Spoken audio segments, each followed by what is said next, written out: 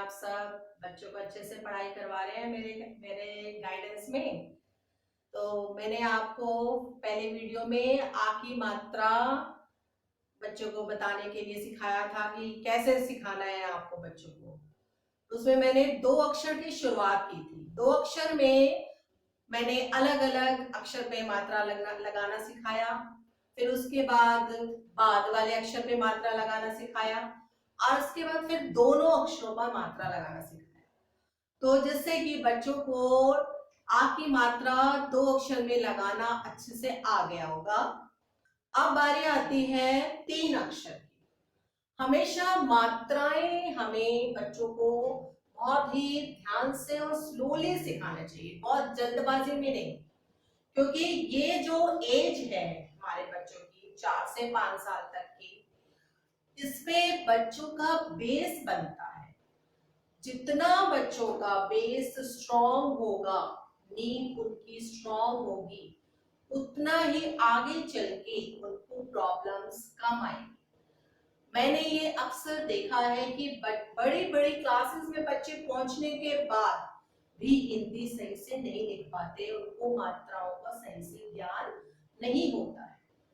तो उनको मात्राओं का सही से ज्ञान करवाना बहुत जरूरी है और उसको बहुत ही बारीकी से हमें मात्राएं सिखानी होती है। अगर हम चाहें आ की मात्रा बच्चों को शुरू करवाई है तो आज एक दिन में बच्चा आ की मात्रा सीख जाएगा, तो ये पॉसिबल नहीं है। तो इसके लिए चाहे बच्चे को 15 डेज लगे, चाहे 1 मंथ लगे, कितना भी टाइम लगे, जब तक उसको आ की मात्रा परफेक्ट नहीं होती, नेक्स्ट मात्रा पर हमें नहीं जाना है। इसलिए हमेशा मैं मात्राएं बहुत ही स्लोली सिखाती हूँ, बहुत जल्दबाजी में नहीं सिखाना है। आप ये मैं इस वक्त स्कूल में बच्चे को नहीं करवा पा रही हूँ क्योंकि आप सभी जानते हैं हमारी सबकी प्रॉब्लम क्या है।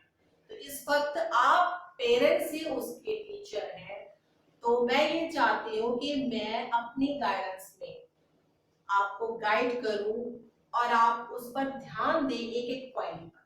तो देखिए, सबसे पहले मैं आज 3 अक्षर के शब्द मैंने यहाँ पर आपके सामने लिखे हैं बिना मात्रा की।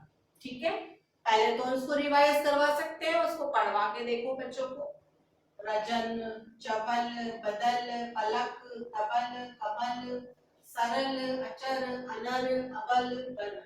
तो उसको आप बच्चों को ये भी कह सकते हैं, इनमें से बहुत सारे शब्द ऐसे हैं जिनकी कोई सेंस ही नहीं है, जो आपने कभी सुने ही नहीं होंगे। तब हमने आ की मात्रा कहाँ कौन से अक्षर अक्षर पर लगाए कि एक शब्द बन जाए जो कि आपने सुना हुआ हो और आपको सही लग रहा हो। तो वो कैसे? जैसे कि हमने लिखा है रजन। अब बच्चे को हमने सिखा रहे हैं कि अगर हमने र में आ की मात्रा लगा दी तो रा और जन लिखा, तो ये शब्द पढ़ेंगे कैसे हम? राजन। तो राजन एक शब्द जाना हुआ लग रहा है कि कुछ सेंस लग रही है शब्द में। अगर हम ज में लगा देते रजान, कोई शब्द की सेंस नहीं है। अगर हम न में लगा देते रजना, कोई सेंस नहीं। लेकिन आप लगवा के पढ़वा के जरूर देखें ताकि बच्चे को पता चले कि अगर मैंने ज में मात्रा लगा दूंगा तो कैसे शब्द बनेगा, न में लगा दूंगा तो कैसी शब्द बनेगा। आप उसको लगवा के उसको सिखाएं।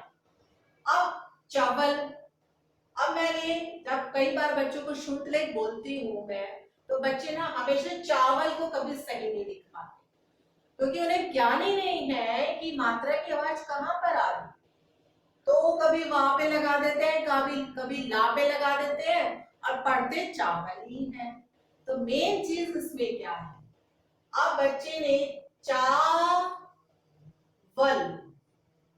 अब इसको बच्चा पढ़ रहा है चावल, तो ये उसके शब्द सही बनेगा।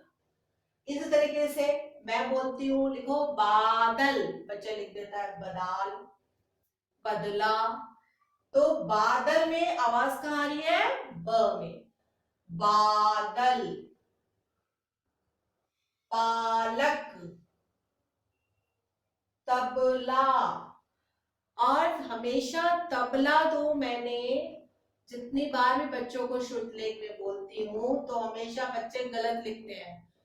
तबाल, कोई बच्चा लिख देता है तबाल, कोई बच्चा लिख देता है ताबल। तो क्यों लिखते हैं ऐसा? क्योंकि अभी तक उन्हें यही नहीं पता कि त क्या है और ता क्या है। तब ला, तबला।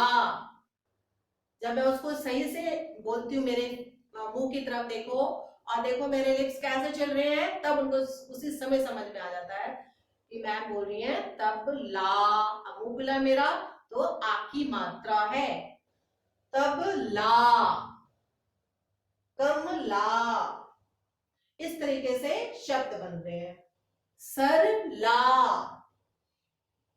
अब ये देखो नया शब्द आ गया, अचर, अचर। अब इसको हम आचर नहीं लिख सकते, कुछ नहीं होता। अचरा, वो भी नहीं।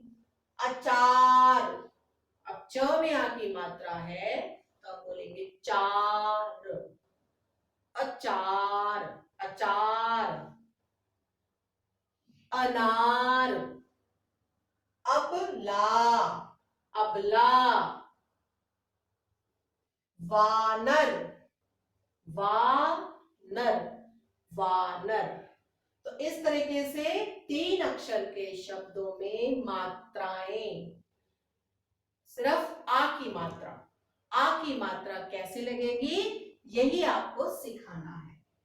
तो मैं ये देखूंगी कब, जब हमारे बच्चों के कभी स्कूल खुलेंगे तो देखूंगी आपने कितने अच्छे तरीके से बच्चे को सिखाया, उनको वाकई समझ में आ गया। क्योंकि आ की मात्रा से लेकर सारी मात्राएं समझना और बच्चों को समझाना सबसे भी मुश्किल काम हो जाता है, बच्चे समझ नहीं पाते आसानी से। तो इसीलिए इस पर पूरा ध्यान दीजिए। बिल्कुल अगर वीडियो में कहीं कुछ आपको समझ में ना आ रहा हो आप मेरे को कमेंट करके पूछिए।